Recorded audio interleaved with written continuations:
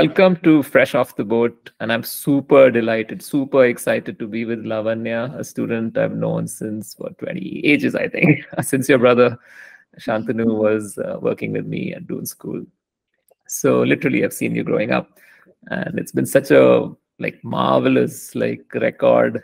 When I now look at your LinkedIn profile, it's just a wow, wow, wow, all over. So many things that you do at work and otherwise. So we learn about all of that. So why don't you quickly introduce yourself, and then we'll dive straight into questions. Yeah, thanks so much for having me, Arjun. It's quite amazing to be here as well. As you already mentioned, we've known each other for many years, and I remember coming to you a fair bit for advice, even when I was in undergrad, about what I'm doing. Should I be doing this internship? Should I be applying for this course? So always valued your perspective a lot. And hoping that today's conversation is enjoyable for us and also for the listeners. Absolutely. I think our students who are currently in school or universities, they have been giving great feedback on the kind of content we are creating, and especially when it comes to people like you who've done so many interdisciplinary things and continue to sort of embrace your day by doing so much. So one thing that I'm really excited to, unearth is your academic and educational journey and your views on higher education in particular, because you chose to be in India at the undergrad level. And I know the culture at your home, so your brother obviously went abroad. And the other thing was you really made the best out of your experience at university, given what we've been discussing earlier. But then you finally chose to go abroad. So what is that journey like? Why did you choose sort of the route that you took? And what are the benefits? And in retrospect, what do you think could have been better? Yeah, honestly, now that I think back to it, I feel that my choice to do undergrad in India was more because of my personality and this attachment I have to home, which is there as well and leads into the choices I made around coming back, doing impact work here, because I do have that sense of familiarity and just love towards where I grew up, and this desire to contribute back to society where I grew up, where I understand the nuances of the social context and the norms. So I feel at 17, which is when I finished high school, which was also sort of a few months or a year or so earlier than the average age. So I was also younger in all my cohorts at LSR and also at Yale. I just wasn't emotionally ready to go that far away from home. At that point, my parents were in Bhopal, and I decided to come to Delhi at LSR for college. And that was enough of an adjustment for me at that point that I could handle. I couldn't articulate it this way back then. Now, when I reflected, I can say it now, and I would say that's something I would recommend everybody, right? That you don't have to chew off more than you can bite. You can build on your emotional resilience. You can build on your strengths, because we all have a long life and a long career. So there shouldn't be a false sense of urgency to do something now. And if I don't do this today, it's never going to happen. So that was a big part of me, being close to family, being close to home.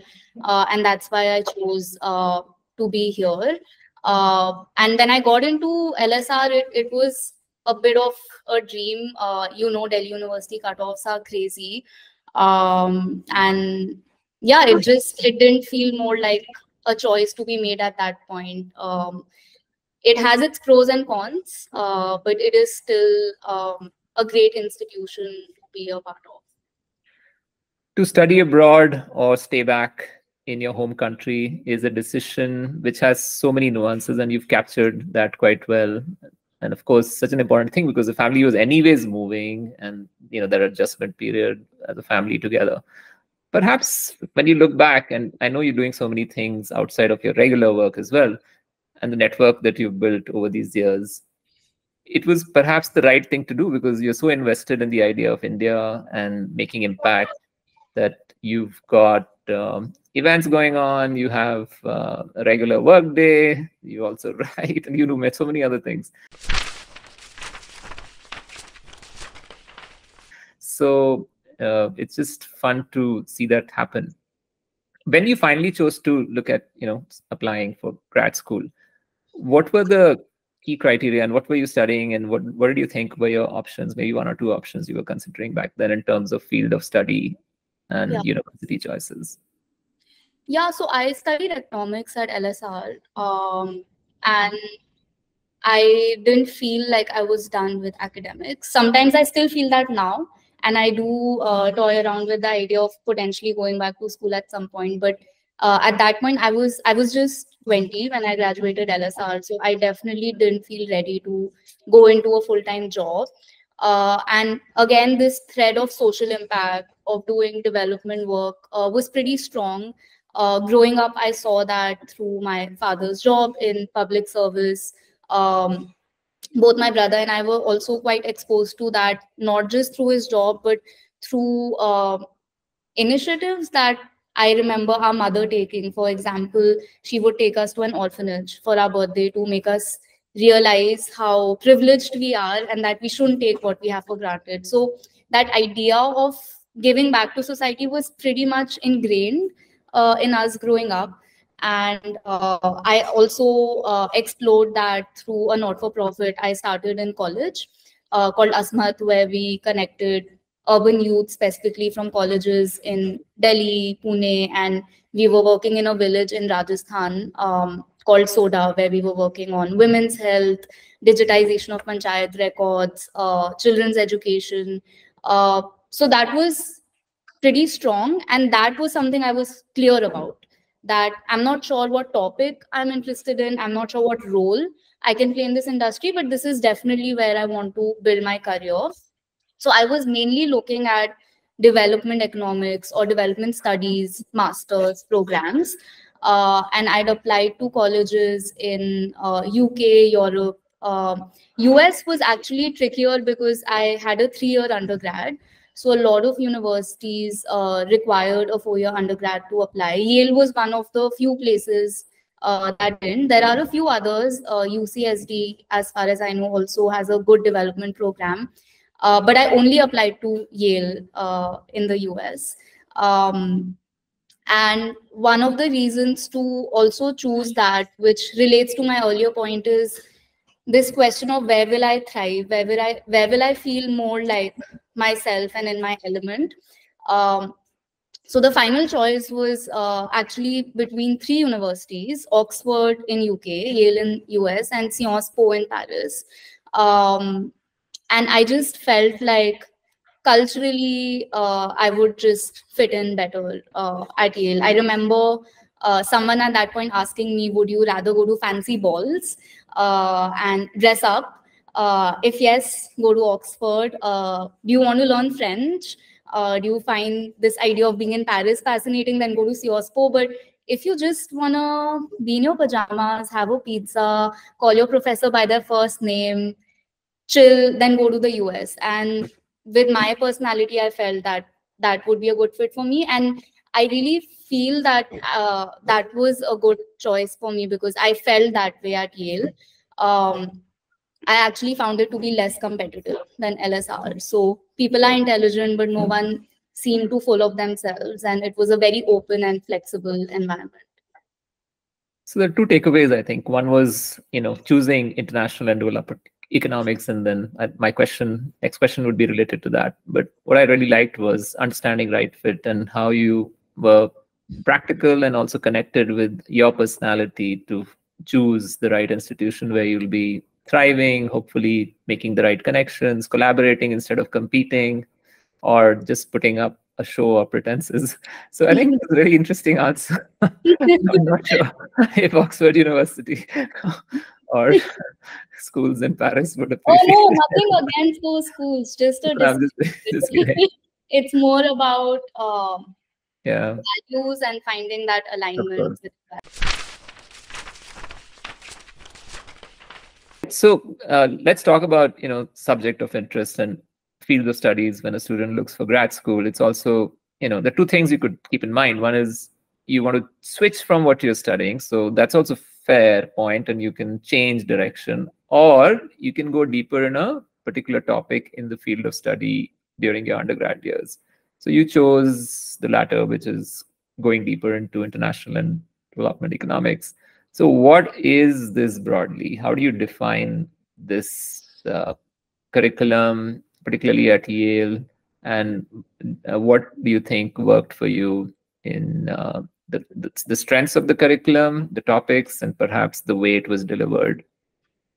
Yeah, so the development economics, development studies curriculum can vary from place to place. So I'm not an educator to comment on how that's structured broadly. But at Yale, we had a small cohort. It was just 30 of us. It was quite an international cohort.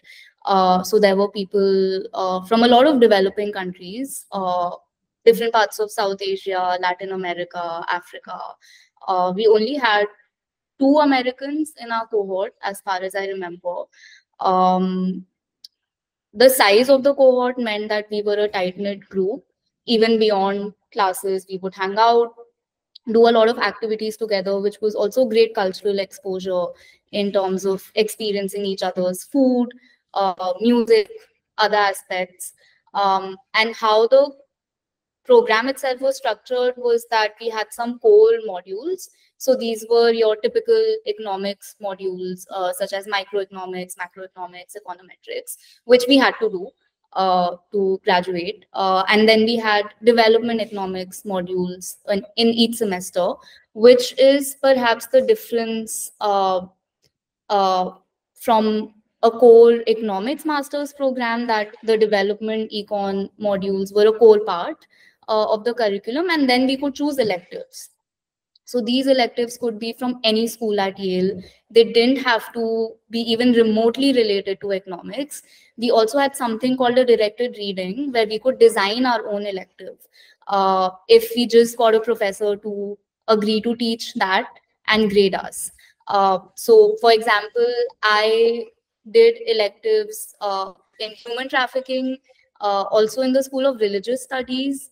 I did an elective on the Bhagavad Gita because I was just curious about that, and that counted towards my degree. And I also did a directed reading. So as a follow-up to the globalized human trafficking module, I wanted to go deeper into the Indian context and study modern slavery in the Indian context. So those were amazing classes because it was just one-on-one.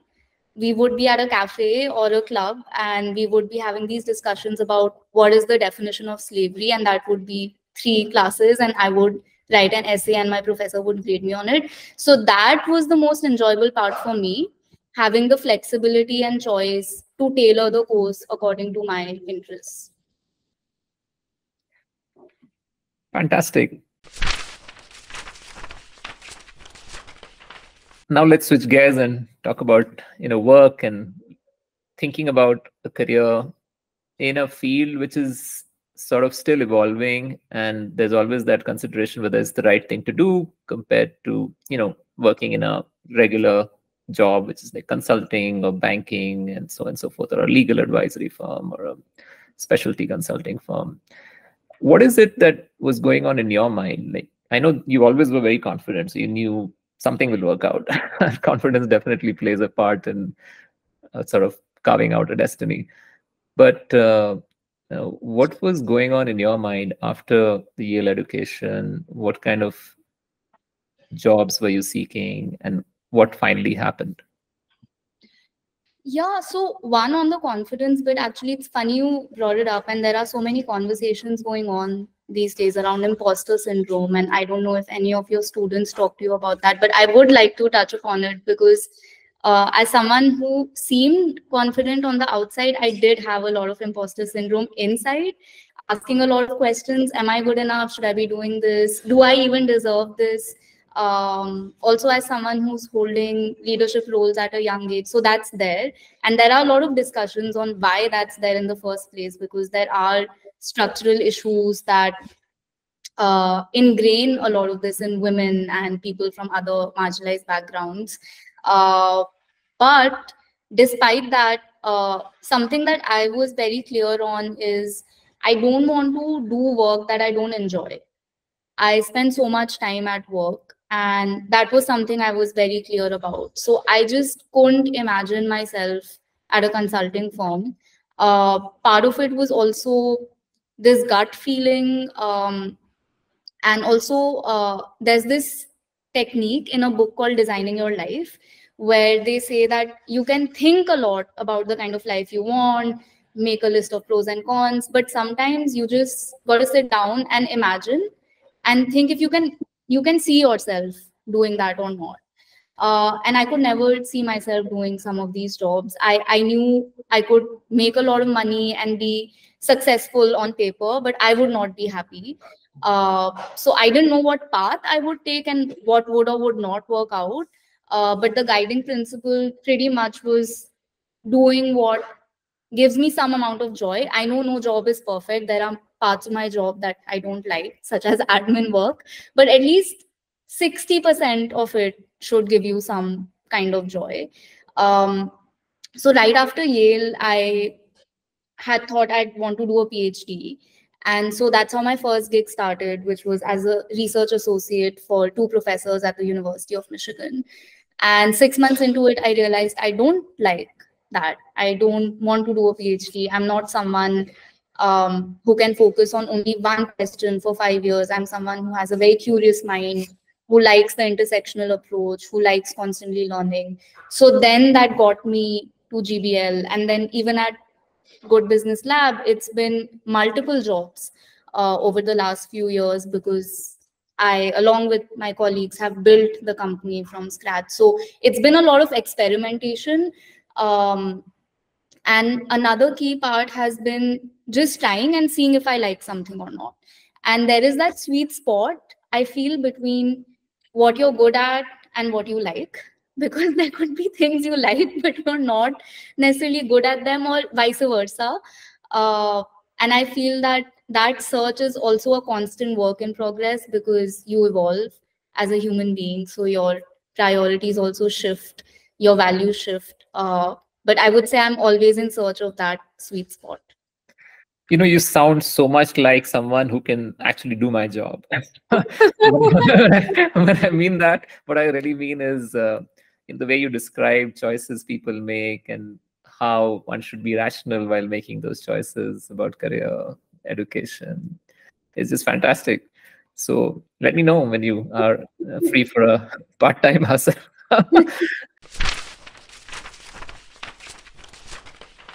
But more on a serious note, I think research is something nowadays, like the buzzword even for high school kids. And I know it's become this fad to build your profile, and that means every kid should think of research.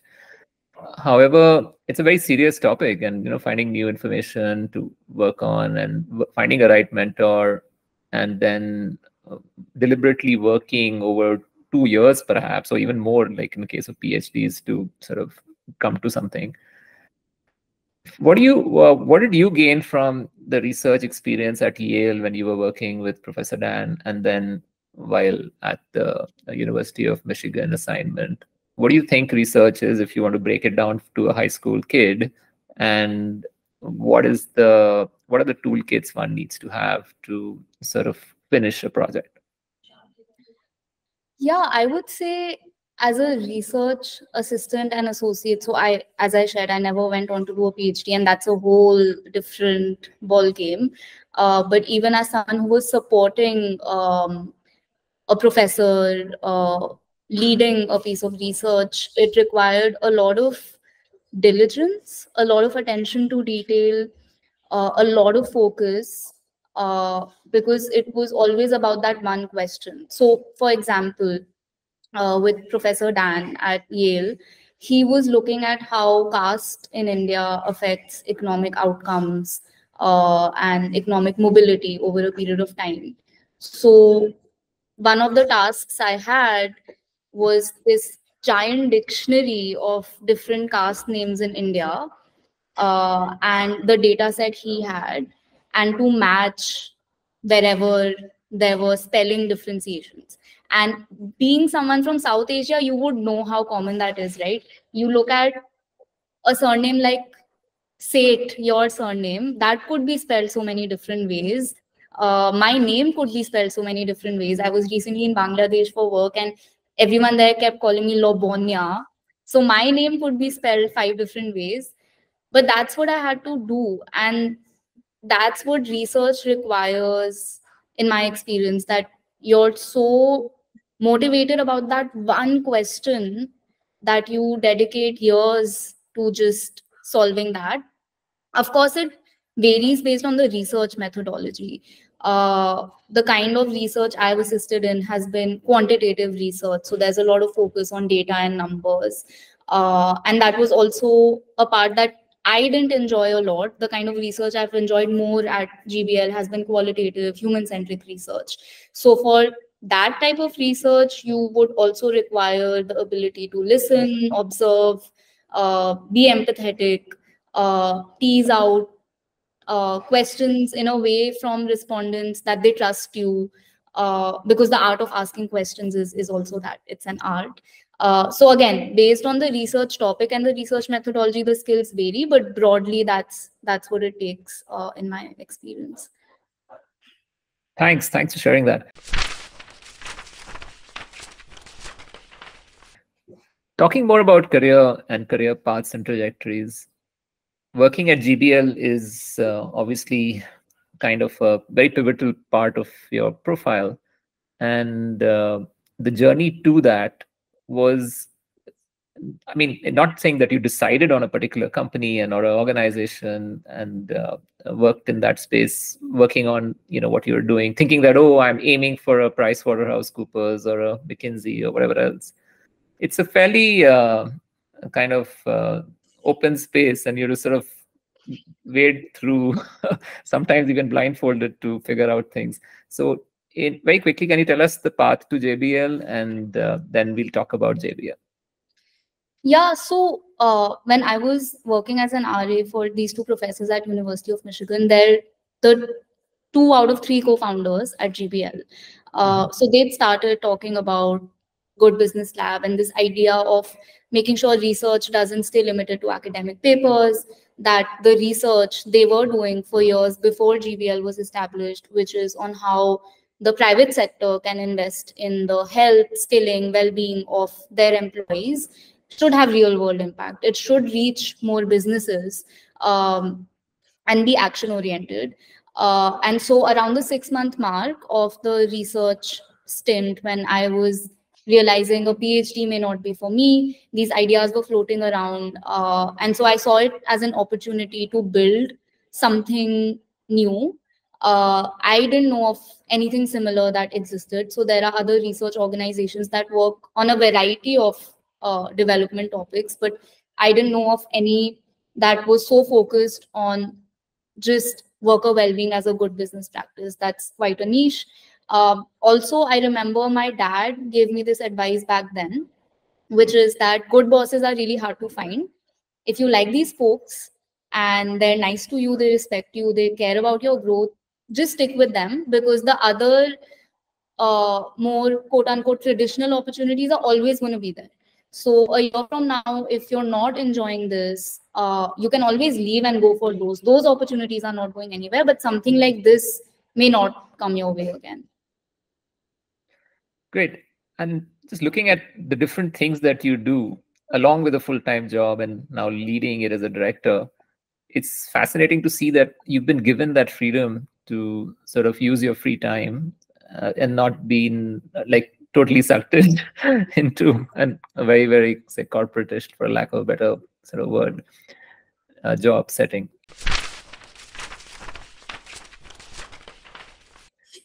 So what do you say is your day job like? What exactly is the routine, or is there a routine? There are many fires to deal with, or many projects to work on, many teams to sort of work with. So just give us a sort of a map of what it is like. Yeah, I can talk about my day in the current role. As I was mentioning earlier, I've had potentially 6 or 7 or 8 jobs at GBL in the last 7 years or so.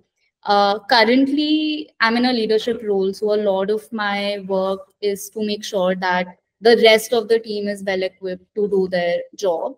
So some of it is planned work, such as setting our objectives and key results, which are essentially our team goals, doing team performance reviews, and then a lot of it is unpredictable as well, that you were alluding to, because you can never know when there is a team conflict or there is an underperformance issue. Um, Again, on stakeholder management, because that's a key part of my role as well, there's a lot of outreach and interaction with external folks, where I'm talking to them about the work we do, trying to get their buy-in, trying to get to collaborate with them, which could be in the form of getting them to fund us. It could be in the form of them coming on board as a knowledge partner. It could be in the form of them becoming an advocacy or a marketing partner for GBL. It could be in the form of us becoming part of some multi-stakeholder coalition, where we are able to share our research insights to further a certain worker well-being agenda. I also end up in a lot of conferences. So as I was alluding to last week, I was in Bangladesh for a conference hosted by UNFPA, which was on women's health and reproductive rights. And there are many lens to this conversation, one being what the private sector can do. So that's a key focus for me. So broadly, I would say my current job is threefold. One is this external stakeholder engagement piece. One is the internal piece of building a solid team, which also includes living our values internally, because we care so much about worker well-being, we care a lot about employee well-being. And the third piece is on strategic growth of the organization. So that's, these two parts are both business as usual and growth, but then there's growth beyond that also, in terms of new functions we can establish, new geographies we can enter, new industries we can enter, and what does, say, GBL look like 3 years from now, 5 years from now, and future proofing for that. Fantastic. Women and leadership in organizations is obviously a topic. And I remember doing a series, a live event with you once with a panel. And of course, you have an amazing journey of leadership. Perhaps there are people behind that. And you always mentioned about your father, your mom's role and behavior. So there's a big shout out. I know them well. So the other thing that you might have is mentors beyond home. So what do you think, what are the kind of qualities you imbibed from teachers, mentors, and how do you think women in the future of workplaces can develop those skills, and which will be valuable, evergreen for anyone to wade through this ocean of complexity? Yeah, it's quite a complex topic, honestly. And we work on this as well for women in garment factories, for example. And a lot that we hear from factory workers is similar, in that in a context like India, women, there are certain social norms placed on women, how they should behave, how they should be, whether it's in the professional sphere or the personal sphere, what kind of mentorship opportunities they have. Do they have role models that they can look up to? What kind of workplace systems enable women to grow? So there's a lot that can be said on that. But I'll just zero in on my experience and share from that. So apart from the family setup, where parents, partner, brother, whoever are there to support you, listen to you, even at work, you need allies. So for me, my bosses have been my biggest allies and mentors.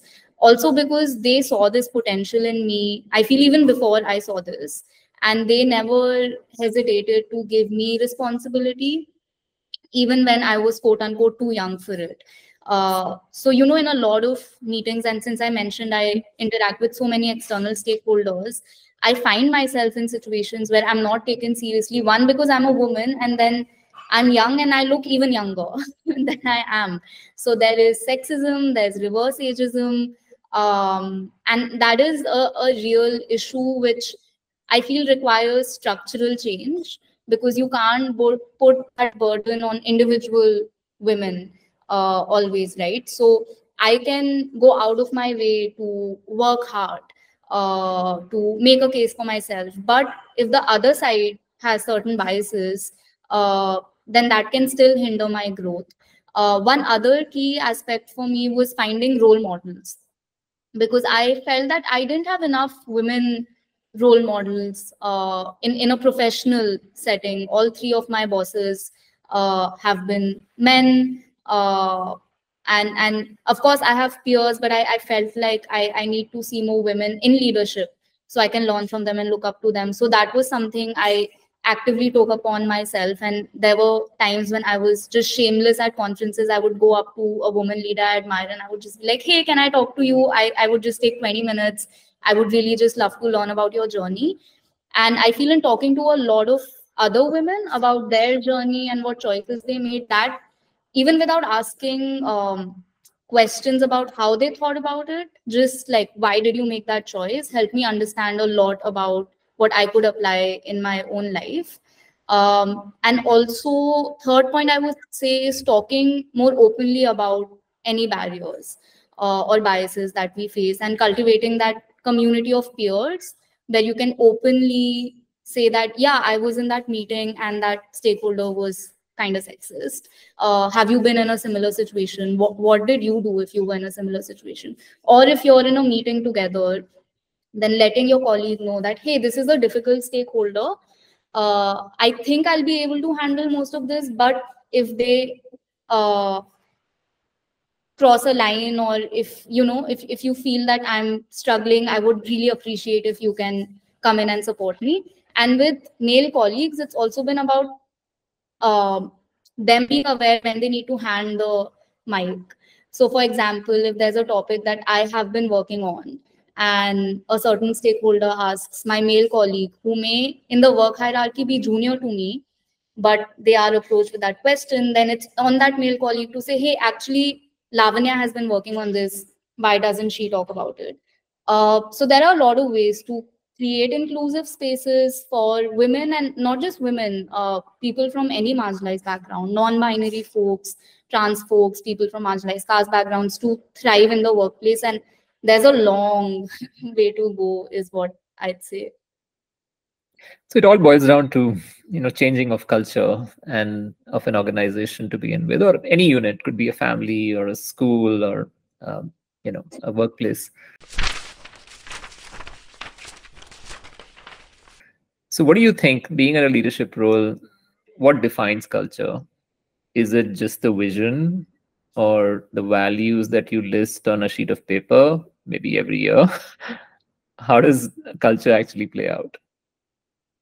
Yeah, culture is an ever evolving piece and something you work on every day, right? So it is that code book where you have your values, but that's nearly not enough. That's just a starting point.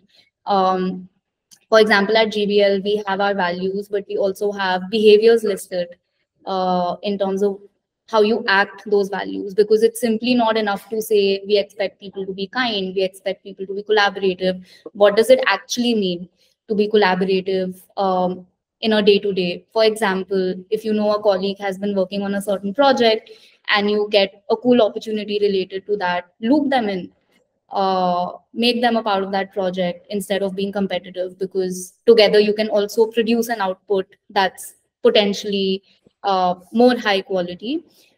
We have operating principles that are a subset of values. Again, how you show up. And then there are so many checkpoints that you need to have in place. Of course, as a leadership person, you need to live your values and display those values and lead by example. So, for example, one of our stated values is we take care of our own well-being. So that means we don't work when we're on time off. We take enough time off. So if I, for example, start emailing my team members when I'm on vacation, having that written on a piece of paper will not mean anything. They will just think, ये तो कहने की बातें हैं. Actually, they expect me to work when I'm on time off because my boss is doing that. So it's those small actions that add up, and that as someone in leadership, we need to be even more conscious about how are we showing up, how are we talking, how are we facilitating cross department collaboration, because people observe all these small actions. And then in terms of checks and balances, how do we respond to situations of conflict? How do we respond to disagreement? What kind of solutions do we pick when there is a dead end? Are we stuck to the problem? Are we stuck to one person's idea? Um, Even in performance reviews that we have questions on, does this person display GBL values? Give examples. It feeds into your gradings, which affects your increments. So we've tried to make culture a cross-cutting element across the various touch points of an employee journey at GBL, is how I'd put it. Thank you. I think this is a master class snippet for anyone listening. So happy to have actually had this chat with you. Last section, I think, and I've been always talking about it, that you do so many things, you do so many things that the world needs to know. And so tell me, like, I've watched you develop, suss out the space, the virtual and, events sort of space that you sort of so beautifully nurtured over a period of years. And now you're doing things with Coho, you've done something with Unleash. How do you choose such interesting personal projects? And what is driving you now to do Coho or, continue to do some of the other things that you've done? Well, to be honest, I would say I had a lot more energy in my early 20s, which is reducing in a good way, in that when I started my career, I was very open. So I just was very hungry to learn. So with SAS, for example, which is a sustainable fashion community, for context of the listeners, that I ran for about 4 years, the idea was just that I'm interested in this idea of what sustainability in fashion means, both from a personal and professional lens. As someone who, I would like to believe I have a decent sense of personal style, and I do like in indulging in fashion, especially when I travel. I wanted to know where my clothes are coming from. So it was that drive. And then with the fellowship with On Deck and Coho that you mentioned, or even the experience with Unleash, those were all ways to learn and grow, both as a person, as a leader, meet interesting people. So building GBL has been super rewarding. But I was also very conscious of making sure that that's not all that's going on in my professional life, especially so early on. I wanted to make an active effort to meet people outside GBL as well, whether it's in India or internationally. So that drove a lot of these choices. So, for example, with Unleash, I was part of the innovation lab in China in 2019, and the idea that my team came up with is actually a successful startup in the UK that one of our team members has gone on to build, which is a digitized wardrobe to reduce clothing consumption. So even being a small part of that journey, and then going back to Unleash to give back as well, to mentor new talents, to mentor other startups, which also keeps me on my toes. It makes sure I'm in touch with the space, with what are the new solutions people are working on. It challenges me as well, in a way. For example, in 2022, I was the youngest mentor and expert for Unleash Plus, which is an incubation program Unleash runs for SDG startups. And I struggled for the first 2, 3 days, because there were these industry veterans and really experienced folks from across the world. There was a guy who uh, ran and built startup US, for example. There was a guy who hosts Shark Tank in the US. So there were these kind of folks. So for the first 2, 3 days, I was like, oh my God, where am I? How do I fit in? But that's a good challenge, right? To find your feet, to learn. So those have been some of the driving factors behind these kind of side projects. Now I feel I'm starting to be a bit more strategic with what I pick. seeing this as the next phase of my career, where now it's not as much about doing everything, because I'm also becoming much more aware of my strengths and what I want to focus on. So trying to be a bit more picky. But it's the design process, right, that I've tried to apply to my life, where you have a wide funnel and then you narrow, and then you can again go through a phase of a wide funnel. So you're diverging and then converging. So we'll end with just 3 rapid fire questions. And something we'll pick from, and maybe a few things not from what you said. You mentioned that you did a course, a elective on Bhagavad Gita. What do you remember? Which things do you think were applicable and which didn't make sense? So I remember leaving that course feeling like there's never right or wrong. You can never define that. It's always gray and it's always contextual. Great. And you always kept referring, or at least twice, to Design Your Life, the book, and the sort of course at Stanford.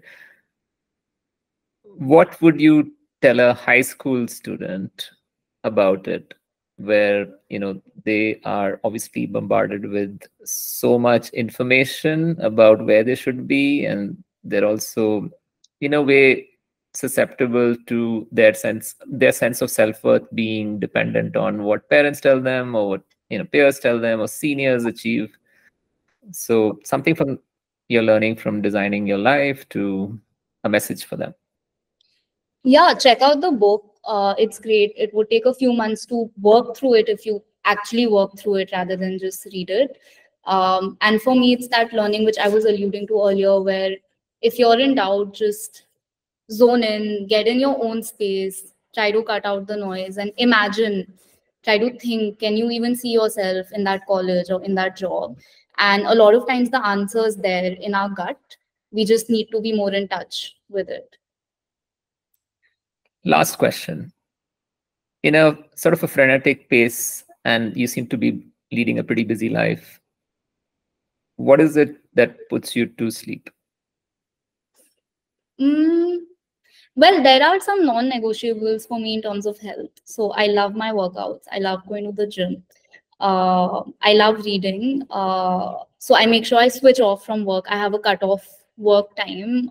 As you might imagine, with my role, I can always work. So I make sure I have those systems where I switch off. I have an app on my phone that can lock certain apps. So I lock my Slack and email over weekends.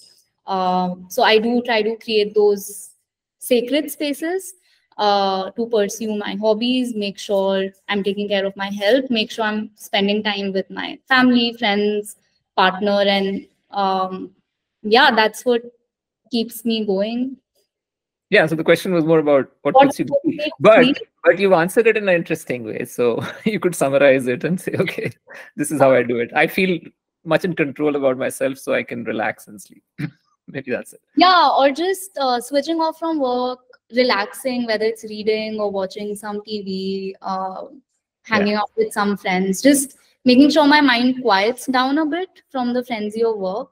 And working out also tires me out. So yeah, that puts me to sleep. Awesome. Yeah, but I'm sure like we can go on to the cliche and remember a poem which we all remembered in school, but we'll not go there. But we'll keep running. All right. Take care and look forward to catching up with you in a few years again, or in person sooner. Yeah. Bye. Thanks so much, Arjun. Bye.